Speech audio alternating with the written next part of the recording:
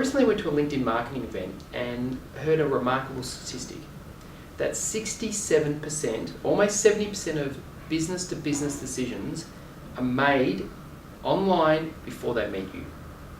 People research the company, research the person, and make an informed opinion about that product or service before they contact the company or even meet you face to face.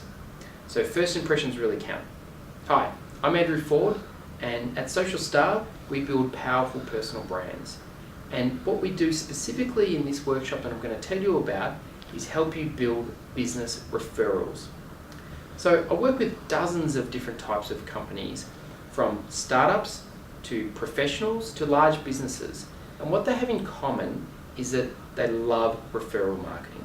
They love it when people call them for new business rather than them having to go out and chase new business down. What I find fascinating about them is this. They spend 80% of their budget trying to get new business through things like websites and AdWords and Facebook ads and so forth. So they're spending 80% of their budget to chase down new clients who do not know them. However, when I ask them about where they get their new clients from, 80% of their clients actually come from referrals and only 20% come through this digital marketing effort.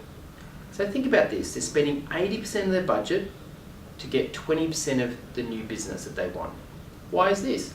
They tell me, on average, that the referral process, there's nothing they can do. These customers just call us, they're from previous clients or they're from people who've heard about them, and they don't need to do any marketing effort around that. And that's not right.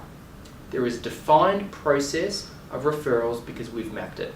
And in the course we run, we go through the 6 exact steps that your customers will go through before they give you a call to make that 60%.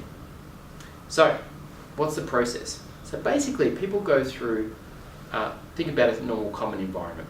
You go out to a business networking event, you go have dinner with friends, and you'll just talk about your general life. Oh, I've got a problem with this. Oh, say my accountant is moving overseas, I need a new accountant. Oh, my accountant's really good, why don't you call my accountant? And they'll give a name. So that's a referral. So what happens then? Then that person goes online and will look up that client. Oh, so my accountant is Oliver Williamson. So you would Google Oliver Williamson and you would look at his website or his LinkedIn profile, because they're the 2 things that will show up first. And you'll make your decision on whether you give him a call based on that information. Firstly, if you cannot find Oliver Williamson, you will not call him. Mistake number 1. Mistake number 2, you do find Oliver Williamson, but it doesn't quite match what that person told you. You said he was an expert in Xero, doesn't say that on his website. You said that he was very professional, but his LinkedIn profile doesn't have a photo or doesn't really have any content, doesn't have the information. You've got to have your information in that brand. Then, can that person contact you? Does it have your information? Does it have your email address and your contact phone number? You would not believe how many people get that step wrong. And then they might call you.